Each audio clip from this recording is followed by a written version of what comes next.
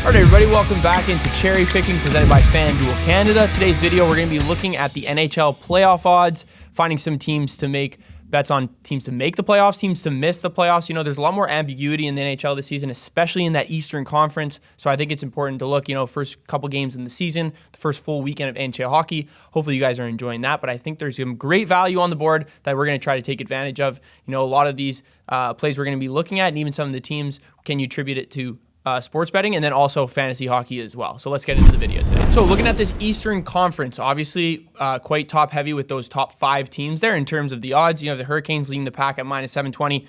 Obviously not too worried about them. I think they're stacked. Best decor in the NHL. I think they'll easily make the playoffs again. Same with the Devils and the Leafs.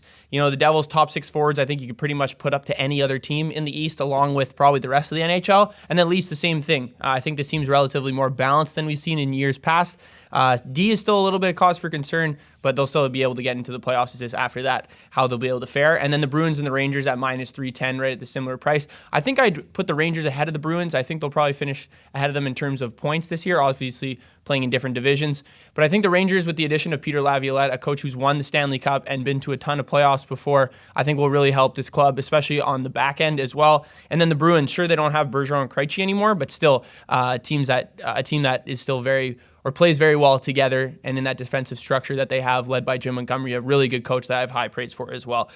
So obviously owning fantasy hockey players on those 5 teams, very important. And I would say any player or forward, most forwards on those top 6 of those 6 teams will be viable in your fantasy hockey leagues, especially in those deeper leagues too. Like a guy like Michael Bunting scored in that first game for Carolina. With Svechnikov out, he might be able to get a little bit more. You might get some more productivity out of him. So that's obviously really big to note. I think these next three teams are the biggest question marks for me. I think 2 of these teams could miss the playoffs this year. Looking at the Panthers, the Penguins, and the Lightning.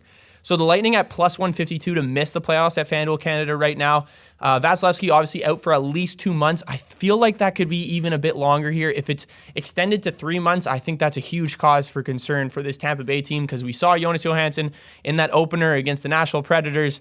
He didn't look fantastic. He didn't look horrible, but he didn't look fantastic, and that's the biggest thing here. They really limited Nashville's chances in the first period, but once Nashville got going, he definitely let in some pretty bad goals. So they're so top-heavy as well. Watching that Nashville game was all I needed to see there. It's Kucherov, Braden Point, and Steven Stamkos, and then on the power play, obviously Nick Paul mixed in that, but the 2 goals that he scored were right in front of the net. So super top-heavy. I don't really trust the rest of those 3 lines they have forwards-wise, even defensively, like Nick Perbix, Calvin DeHaan, guys that don't really instill a ton of confidence in me and a team that can really fight for a playoff spot with those guys in such an Eastern Conference this year. So at plus 152, a really interesting option. I bet on them before the season started. A little bit of a worse number, so you can jump on them there. I still would do that. And then the Penguins at plus 152, same price as the Lightning. This decor still sucks. I know they added Erik Karlsson.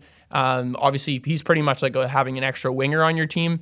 He's not really going to help that much in the defensive side of things. He'll play 24 to 26 minutes per game, but he's not going to help you, limit chances. If anything, he'll help you create more offensive chances, which could help you in the defensive side, but that was not the case in that first game against Chicago. Chicago's expected goals for in that game was 5. They were creating a way more offense than you should allow the Chicago team to create, and I think when it comes down to it, it's going to come down to Tristan Jarry and how he'll be able to play throughout the entire regular season, because they are old and they are a little slow, I will say. Some of the guys they have deeper on this roster, a guy like Noel Acciari, not a guy who's super fast. He's a little bit older as well. They have Lars Eller as their third line center right now. That's not a guy he's been around for a while and definitely isn't at his top speed anymore. So the Penguins, also an interesting option, but I think I like the Panthers a little bit better to miss the playoffs at plus 164. I think they kind of blew their load last year in the playoffs. Bobrovsky, there's no way he was going to be able to keep up that same pace that he played throughout the playoffs. We really only saw him play that well in the playoffs. Throughout the regular season, he was relatively shaky. And, Spencer Knight down the AHL now. They have Anthony Stolars as their backup. Not a guy that you can really mix into the lineup too much. A guy who's been playing on Anaheim for a couple years.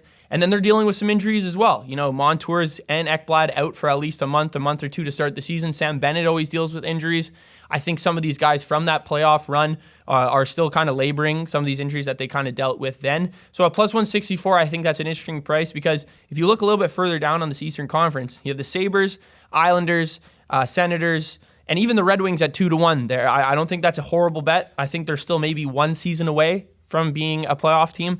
But Sabres, Islanders, Senators, all teams that will be fighting for a playoff spot this year. Sabres -113. Obviously, the sportsbooks think they have a little bit better chance than the Islanders and Senators at this point. And the Islanders have Ilya Sorokin, and the Senators have a really solid top six. Obviously, lost their first game to the Carolina Hurricanes, but that's one of the best teams in the Eastern Conference, if not the best. I wouldn't really look anyone past there. The Capitals, I think they should be starting to rebuild at this point. Like Kuznetsov will probably be moved. I feel like this year Backstrom's always hurt. Tom Wilson just signed a new deal, but that doesn't really instill a lot of confidence in me to think that this team's going to really make the playoffs off of that. Carlson's back, but still, the sportsbooks are kind of telling you something here at +230. I don't think they have a great shot at making the playoffs in a really tough Eastern Conference. Okay, so looking at the Western Conference, I mentioned looking at the top favorites in the East, top heavy. The West is way more top heavy than the East. The Avalanche are -1,400 to make the playoffs, so they're making the playoffs. There's no even point to have a discussion there. Oilers -770. Their goaltending still is shit.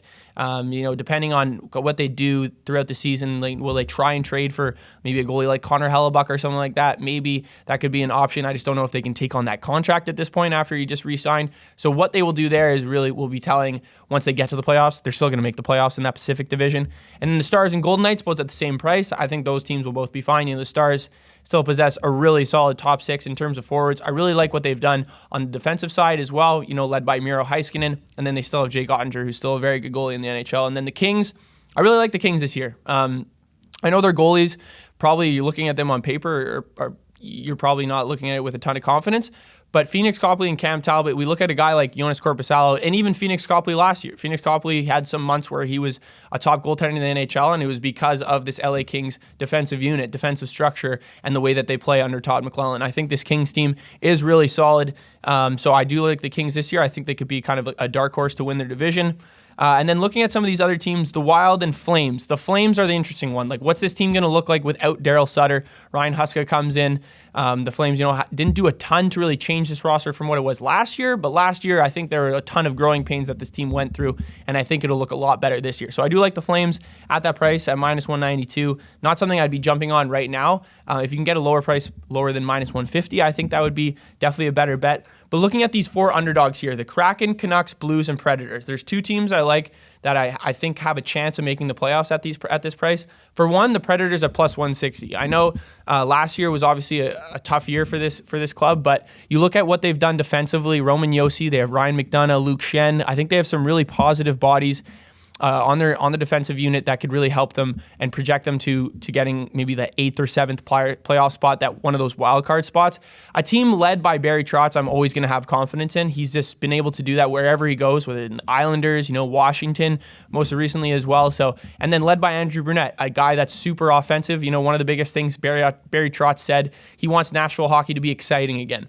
And bringing in a guy like Andrew Brunette, who led that Florida team after what happened with Joel Quenneville, super offensive. I think he can bring that. I think we saw a little bit of that in that Lightning game in the second half. I honestly think they outplayed Tampa Bay in that second and third period, and I think we'll see them surprise a lot of teams this year. They have some really young guys that are good, and then they still have that veteran presence, adding a guy like Ryan O'Reilly. They have Philip Forsberg, Roman Josi I mentioned as well, Ryan McDonough, and then they have that kid line, Thomas Novak, Luke Evangelista, Philip Tomasino, all three young guys that are ready to break out. Tommy Novak being the lead of that line right there as well.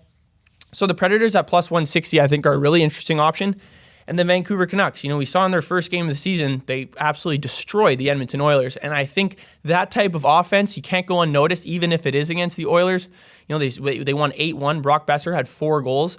I think their top 6, you bring Mikheyev back into the mix once he comes back from his ACL injury. I think that'll help as well. And then even on the back end too, last game, they only limited Edmonton to 1 goal. And Carson Soucy was out. They're still dealing with some injuries in their defense as well, but you have Luke Hughes, Philip Hronik, 2 guys that I think are really solid defensive players and can help with the rush as well. So I think there's more to be happy about on the Vancouver side of things than to be negative about. Last year, I think Thatcher Demko is due for a big bounce back year after dealing with a lot of injuries, and then Spencer Martin's gone, so that's definitely a positive for this Vancouver team because there's no reason he should be an NHL goalie at this point.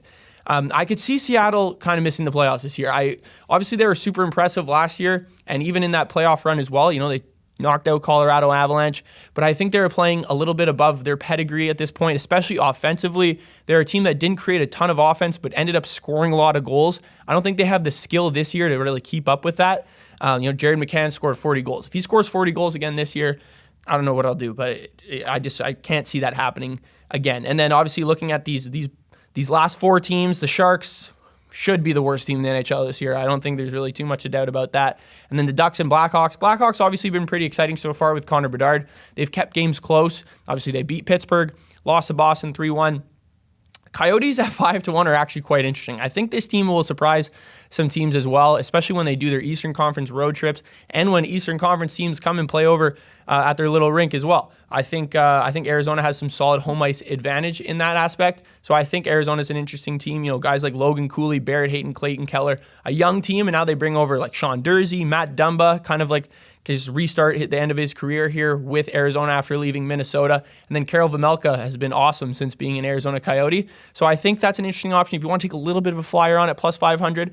But I think the best bets in the West at this point, if you want to take some value, are the Predators at plus 160 and the Canucks at plus 102. I'd stay away from all those other prices as of right now. Maybe Jets to miss the playoffs. They're kind of in a rebuilding stage of their career as well, even though they did just re-sign Mark Scheifele and Connor Hellebuck. But those are the teams I'm going to be looking at to make and miss the playoffs. All right, thank you guys for tuning in. Be sure to download the FanDuel Canada app if you haven't already and bet some of these make-miss playoff odds. Be sure to like, comment, and subscribe, and I'll see you guys in the next video.